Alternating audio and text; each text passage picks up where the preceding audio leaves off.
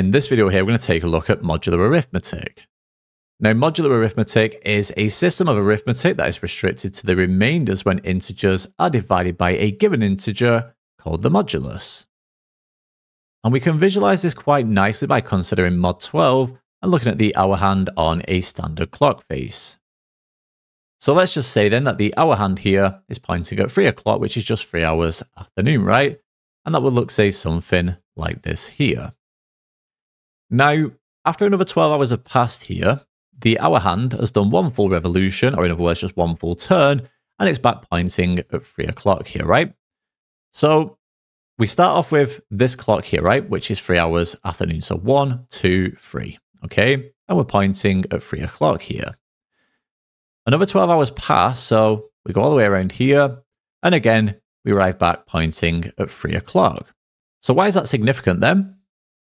Well, in this case here, 15 hours have passed in total, and what that means then is in arithmetic, modulo 12, the numbers 3 and 15 are congruent. So the way that we present this here then is as follows. So we say that 3 is congruent to 15 mod 12 here, okay? And after 27 hours have passed in total, again, we arrive back at 3 o'clock. And in that case then, we can see that 27 is also congruent to both 15 and 3 modulo 12. And this relationship is known as modular congruence, and we can define it for any modulus by using divisibility. So let's just give a formal definition here then of modular congruence. Now, if we just begin then by letting m here be a positive integer, and if a and b are also integers, then a is congruent to b modulo m if m here divides the difference, a minus b, okay? Now, if we just use the clock example then from the previous page here, 27 minus 3 is equal to 24. And 12 then divides 24, and in that case here, we can say then that 27 is congruent to 3 mod 12. And you can think of integers that are congruent modulo m as having the same remainder when divided by m.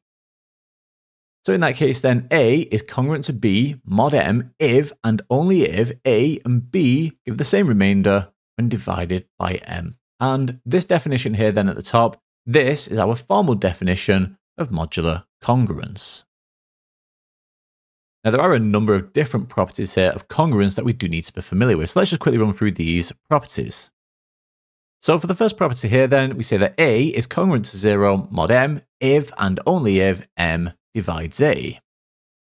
Now for the second property of congruence here, we say that a is congruent to a mod m. Now I am hoping that some of these properties here are quite obvious and quite intuitive. For example, a being congruent to a mod m, okay? For our third property here, if a is congruent to b mod m, then b is congruent to a mod m. And then finally, for the very last property here, if a is congruent to b mod m and b is congruent to c mod m, then a is congruent to c mod m. And again, I'm hoping properties such as this one here are quite obvious, right? So those are the 4 properties of congruence that you do need to be familiar with. So to conclude this introduction here then to modular arithmetic, there are a few different rules for modular arithmetic that we need to be familiar with. So let's just quickly run through these here.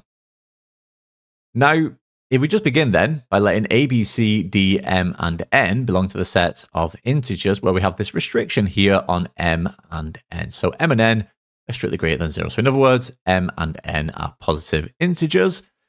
And we also have that a is congruent to b mod m and c is congruent to d mod m. Okay, so for the first rule here then, we say that a plus or minus c is congruent to b plus or minus d mod m. For the second rule here, we say that ac is congruent to bc mod m.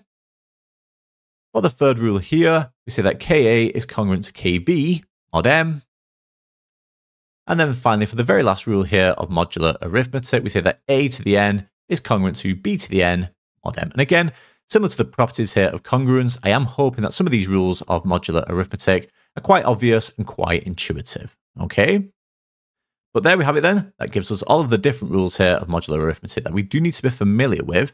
And that concludes this introduction here to modular arithmetic. So to finish with then, let's just work through 2 practice questions on modular arithmetic.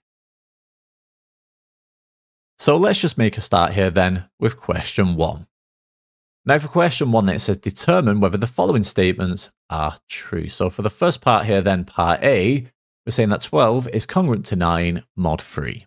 Okay, so for part A then, let's just begin here by stating the formal definition of modular congruence. So for modular congruence here then, if we're saying that A is congruent to B mod M, so if A is congruent to B mod M, then in that case here, M, our modulo here, divides the difference of A minus B, okay? This definition here, right, is just our formal definition of modular congruence. And all we need to do here then is just apply that to each individual statement here, okay? So for the first part here then, part A, we're saying that 12 is congruent to 9 mod 3, okay?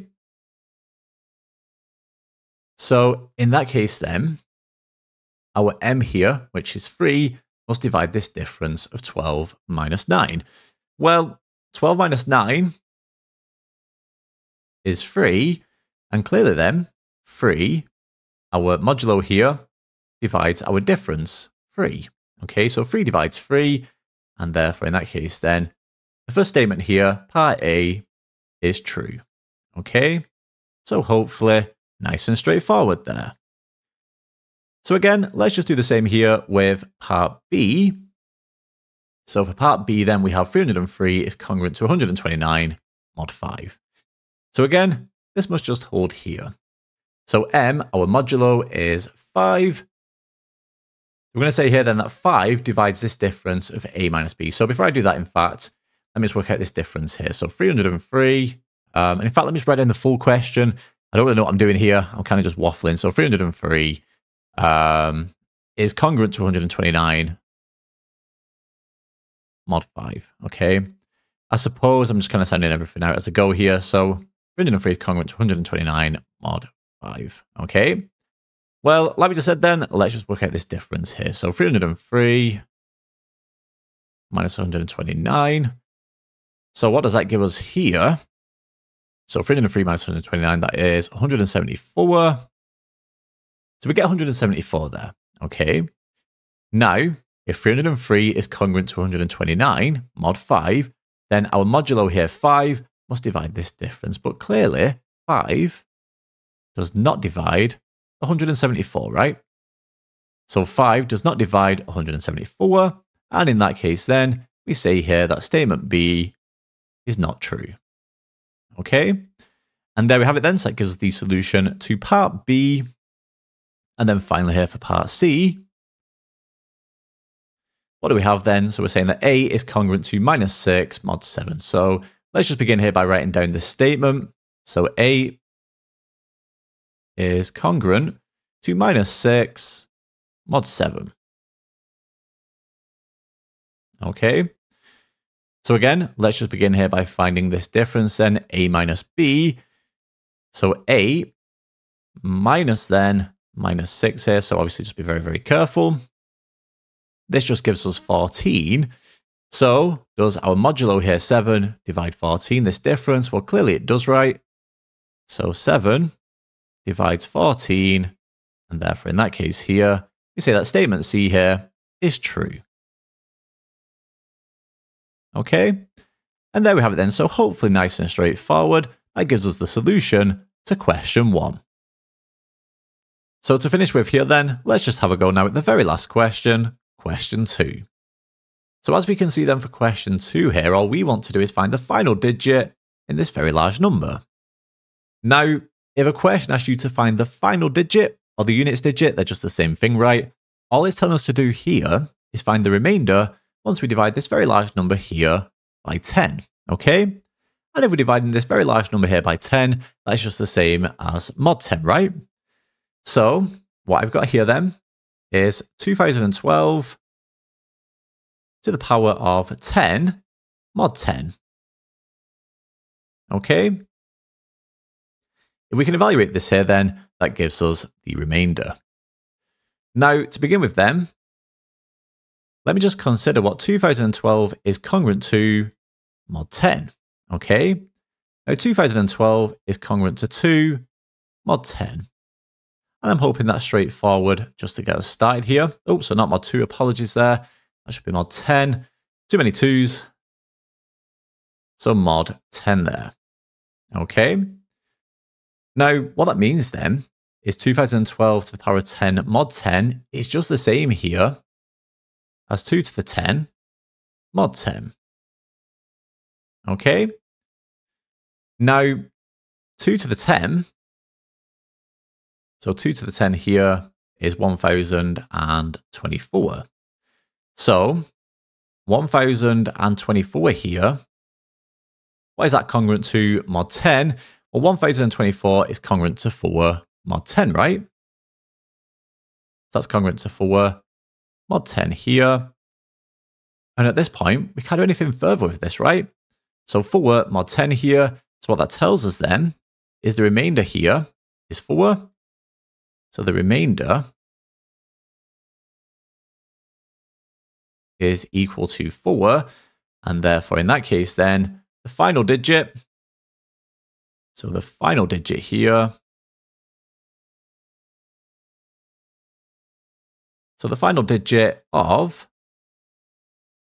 2012 power of 10 is 4. Okay. And there we have it then. So that gives us the solution to the very last question here of this video, question 2.